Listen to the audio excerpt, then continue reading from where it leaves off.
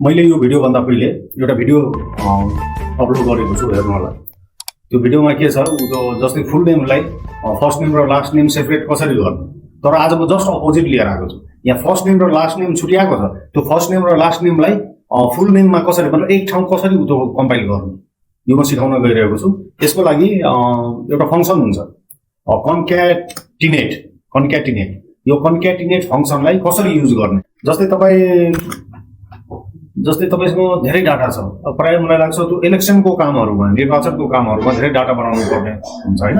अनि first name last name हुन्छ या फुल name नै हुन्छ, यसलाई सेपरेट पार्ने हुन्छ। म पहिले पनि यो भिडियो राखेको छु, यहाँ हेर्नुहोस् माथि त्यो भिडियोमा त्यो फुल नेमलाई फर्स्ट नेम र लास्ट नेम कसरी सेपरेट गर्ने त्यसमा म अपलोड गरेको छु, त्यो हेर्नु होला, सजिलो हुन्छ। यहाँ जस्ट अपोजिट छ, धेरै डाटा छ, फर्स्ट नेम र लास्ट नेम लेखेको हुन्छ, यसलाई पछि कुनै डाटा कम्पाइल गरेर फुल नेम मतलब दुवै नामलाई जोडेर प्रिन्ट गर्नुपर्ने कसरी गर्ने हेर्नुहोस्। त्यसको लागि कन्क्याटिनेट फङ्सन कसरी युज गर्ने हेर्नुहोस्। सबभन्दा पहिले यहाँ फर्स्ट नेम छ हैन, यहाँ लास्ट नेम छ। अब यो फुल नेम यहाँ फर्स्टमा गएर इज इक्वल टु क्लिक गर्नु होला। इज इक्वल टु क्लिक गरिसकेपछि CONCATENATE कन्क्याटिनेट यहाँ टाइप गर्नु होला। यो गरिसकेपछि यहाँ ब्र्याकेट ओपन गर्नु होला। अनि ब्र्याकेट ओपन गरिसकेपछि यहाँ हेर्नुहोस् यो टेक्स्ट 1 छ हैन, यो टेक्स्ट 1 मा यो चन्दनमा यसरी क्लिक गर्नु होला। क्लिक गरिसकेपछि त्यसपछि कमा दिनु होला। अब चन्दन र कर्ण को बीचमा स्पेस त चाहियो हैन। अब फर्स्ट नेम र लास्ट नेमको बीचमा स्पेस त चाहियो। स्पेस कसरी दिने हेर्नुहोस्।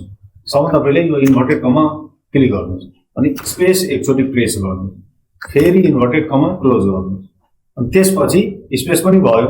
अब यहाँ कमा प्रेस गर्नु होला। कमा प्रेस गरिसकेपछि अब अर्को सेल यहाँ भनिरहेछ टेक्स्ट 2 पनि भयो स्पेस। टेक्स्ट 1 यहाँ यो हो चन्दन, टेक्स्ट 2 भयो स्पेस, अनि टेक्स्ट 3 भनेको यो लास्ट नेम, यसमा क्लिक गर्नु होला। क्लिक गरिसकेपछि यहाँ ब्र्याकेट क्लोज गर्नु होला, इन्टर प्रेस गर्नु होला, आयो।